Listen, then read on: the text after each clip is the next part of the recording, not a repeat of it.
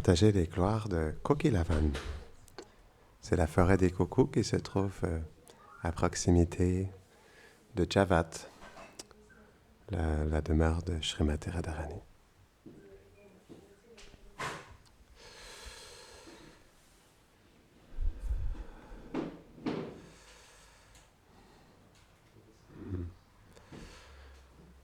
Om Gyanatimirandasya Gyanam Jara Sharakaya Chakshurun Meditam Jaina Tasmai Shri Gurave Namaha Shri Chaitanya Mano Bhishtam Stapitam Jaina Bhutale Swayam Rupa Kadamayam Datati Svapadantikam He Krishna Karuna Sindhu Dina Bandho Jagat Pate Gopesha Gopika Kanta Radha Kanta Namostate Tapta Kanchana Gaurangi Radhe Vrindavaneshwari Vrishabhanu Sute Devi Pranamami Hari Priye Vanchakalpatarubhyashta Kripa Sindhubhya eva cha Patitanam Pavanebhyo Vaishnavebhyo Namo Namaha Jaya Shri Krishna Chaitanya Prabhu Nityananda Shri Advaita Gadadhara Shivasadi Gaura Bhakta Vrinda Hare Krishna, Krishna Krishna, Hare Hare, Hare Rama, Rama Rama, Hare Hare. Namahum Vishnu Padaya, Krishna Prishtaya Bhutare, Shrimate Bhaktivedanta Swaminiti Namine Namaste Sarasvati Deve Gauravani Pracharine Nirvishesha Shunyavadi Paschatya Deshatarine. C'est notre immense fortune de pouvoir ensemble entendre sur les forêts de Vrindavan, spécialement Kokilavan. Il y a des divertissements absolument merveilleux qui se déroulent dans cette forêt.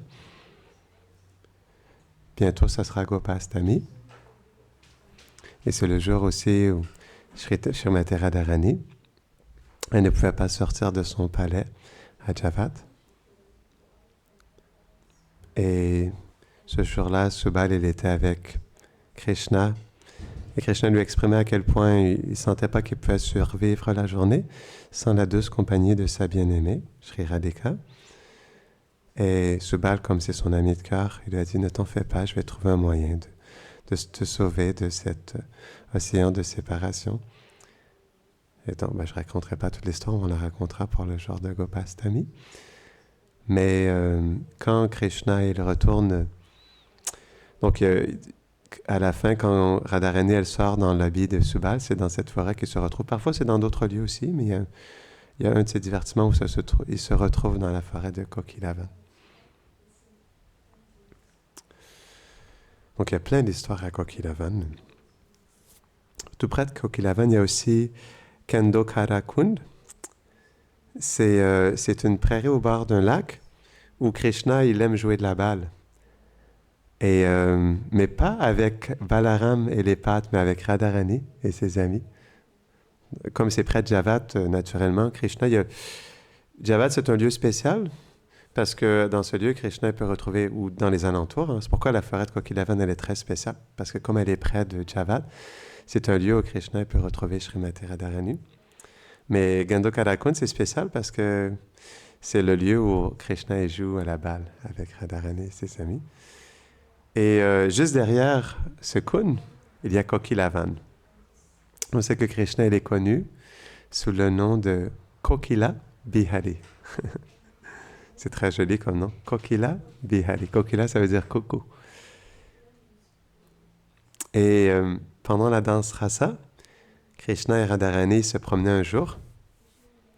Et c'est là qu'il a inspiré les coucous à chanter en concert. Il y a tout un divertissement. Parce que lorsque le printemps, il laisse la place à l'été, les douces nuits, elles apaisent la chaleur, on pourrait dire, accablante du jour. Et pendant l'une de ces nuits, Krishna, il a amené les gopis à travers les 12 forêts de Vraj pour la danse rasa. Ben, on pourrait dire avant la danse rasa. Donc c'est un lieu très spécial, Kokilavan. On sait que, par exemple, à Nandishvar, le couple divin se cache des amis de Sri Radha dans une forêt de banyan, là. Donc il y a plein de lieux où Radha et Krishna peuvent se retrouver, même à Nandagram aussi. Il y a un lieu parfois où ils peuvent se retrouver.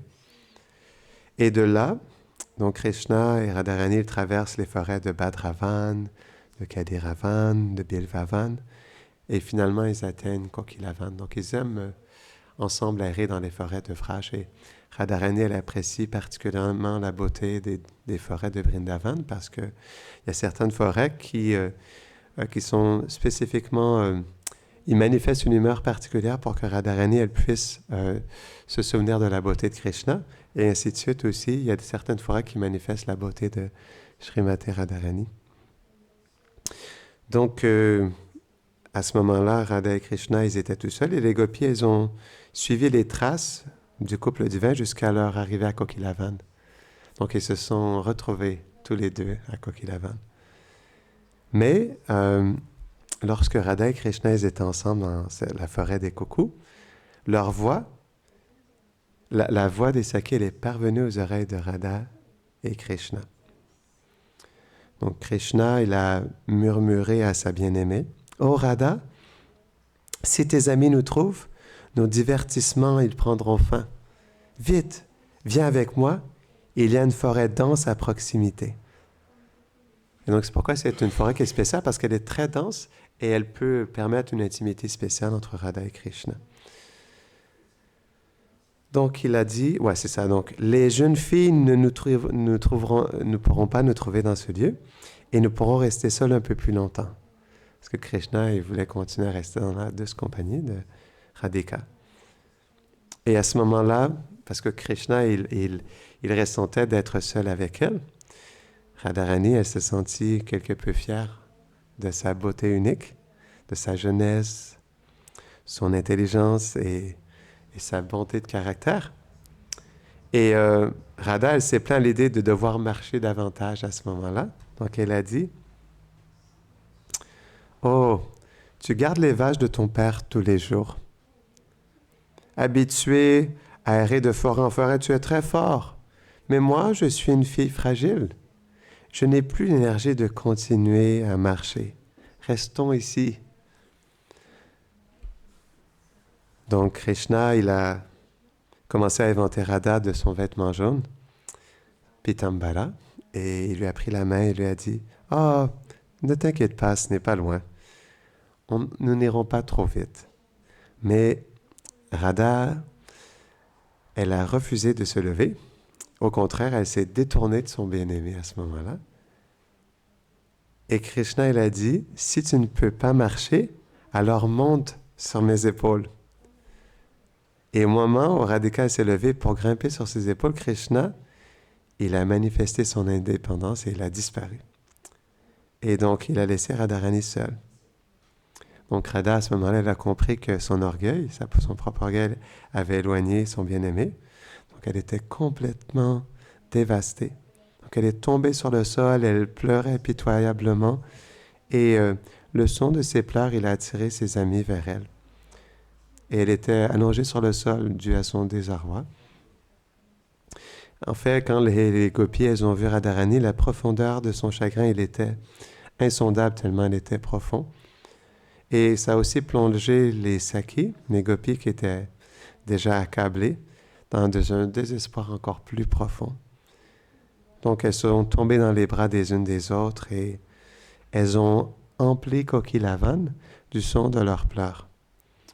Et peu à peu, il y a certaines gopis qui se sont calmées et qui ont aspergé Radha d'un liquide fait à partir du bois de santal, d'agoro et de musc, un liquide très rafraîchissant. Et avec le temps, d'autres gopis sont venus et ont commencé à les vanter avec des chamaras ou à les réconforter avec des douces paroles. Et finalement, Radha, elle a repris son calme et elle a fait aux gopis un récit de la façon dont Krishna il avait abandonné. Et comme les gopis, elles étaient déterminées à reconquérir Krishna, elles se sont toutes assises ensemble et elles ont chanté ses gloires. Et elles ont entonné des paroles comme celle-ci que je vais vous partager. Puisse Krishna, qui se livre à de glorieux divertissements dans l'arène de la danse rasa, qui vivifie les yeux des gopis et qui, en un lieu secret, maltraite une jeune fille, apparaître devant nos yeux. Donc, tandis que les gopis, elles chantaient sans cesse, elles ont vu ces grands yeux de lotus de Krishna briller comme des lanternes dans l'obscurité. En premier, c'est le reflet de ses yeux. La brillance de ses yeux, elles ont vu. Et soudainement, Krishna, il est apparu devant elles, mais complètement sous sa forme noirâtre, shyam, et tellement attirante. Et en fait, les gopis, elles se sont levées aussitôt pour lui témoigner leur respect. Et à ce moment-là, par la douceur de son sourire, il a complètement dissipé leur douleur, la douleur de leur cœur. Comme la lumière de la lune apaise le cœur des êtres. Donc Hari, il a ensuite tourné son attention pleinement vers Radhika et il l'a invité à danser. Et encore une fois, les gopis et tout Vrindavan ont été transportés de joie par l'extase qu'ils ont pu avoir d'être dans la danse rasa avec Krishna. Et ça se passe à Kokilavan. Donc, Kokilavan, c'est aussi le lieu de prédilection d'une espèce, mais particulière, de coucou. Parce que ils sont noirs et ils ont les ailes brunes. Et ce coucou, il est connu pour un cri unique parce que il est semblable à un sifflement répété dont la tonalité et l'émotion s'intensifient. En fait, c'est dit que la 5e note de la flûte de Krishna est comme le son du coucou. Et parce que Javat est proche de la forêt de Kokilavan, les habitants ils sont habitués à entendre le chant de ce coucou. Parce qu'ils se mêlent au son des pâtres qui glorifient Radha et Krishna. Donc, un jour, Krishna, qui naturellement, il ressemble à un coucou noir, et aussi, Krishna, il peut parfaitement imiter le son du coucou. Donc, il est entré secrètement à Kokilavan pour solliciter l'aide de tous les coucous, afin de libérer Radharani de la prison de sa belle famille. Donc, il a appelé les oiseaux en sa présence, il a joué les notes de musique qui ressemblaient au chant du coucou. Et les oiseaux ils se sont joints à lui dans un chœur qui est monté en spirale et qui a résonné partout dans Vraj. Et pendant que Krishna il alternait entre le chant et la flûte, il a aussi dansé en même temps. Et ça a tellement rempli le cœur des oiseaux de joie que l'intensité de leur chant et du jeu de flûte de Krishna, il a attiré les habitants de Javat à aller sur leur toit. Donc, Jatila aussi.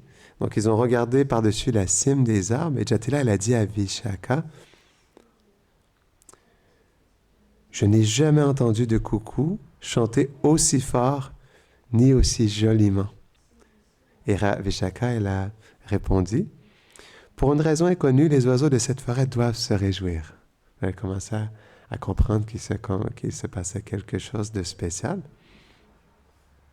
Donc, Jatila, elle était complètement perdue dans le concert des coucous et elle a hoché la tête. « Magnifique! tellement beau. Et Vishaka, donc elle soupçonnait Krishna d'être à l'origine de la fête des coucous.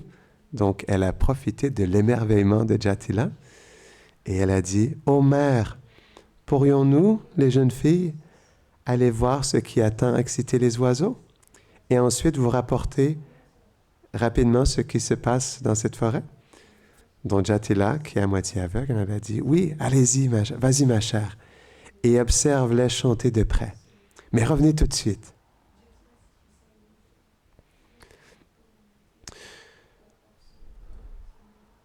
Donc Radhika, elle était ravie d'apprendre le plan de Vishaka. Donc elle s'est revêtue de ses plus beaux vêtements et elle s'est parée de bijoux les plus coûteux et elle s'est précipitée vers Kokilavan avec ses amis les plus proches. Et bien que Radha, elle ne disait rien par rapport à Krishna, les battements de son cœur et dont le rythme régulier le faisait entendre par-dessus le chant des coucous son amour pour Krishna. Et elle a fait savoir à ses amis que Krishna était certainement présent dans ses pensées à travers le battement de son cœur. Donc, elles sont entrées dans Kokilavan et lorsqu'elles sont entrées, il y avait le chant assourdissant des coucous qui couvrait complètement tous les autres sons. Et pendant qu'elles s'enfonçaient dans la forêt, parce que, comme on expliquait, c'est une forêt très dense, mais plus elles se rapprochaient, puis plus elles entendaient d'autres sons parmi le chant du coucou aussi. Et donc, lorsqu'elles sont arrivées au centre de la forêt, il y avait Krishna qui se tenait sous l'arbre, et il avait les mains jointes, et il dirigeait comme en fait un chef d'orchestre, il dirigeait le chant des coucous à ce moment-là. Et quand Krishna il a vu les gopis arriver, il a baissé les mains, il a arrêté de chanter. Donc les coucous, à ce moment-là, ils ont réalisé que leur but était atteint. Donc ils ont aussi arrêté de chanter. Ils étaient curieux de savoir qu'est-ce qui allait se passer par la suite. Et pendant ce temps-là, Javat, la fin brutale du concert des coucous, elle a surpris Jatila. Elle s'est dit, « Oh, quel dommage! Les filles ont dû effrayer les oiseaux et les faire taire. » Mais les coucous, ils n'avaient pas du tout été effrayés. Au contraire, ils se pressaient dans les branches pour assister à la rencontre de Radha avec Kokila Krishna. Krishna le coucou, dans la forêt, qui, depuis ce jour, est connu sous le nom de Kokilavan. Donc c'est un très beau divertissement et Radha et Krishna, ils ont pu se retrouver dans cette douce forêt de Kokilavan.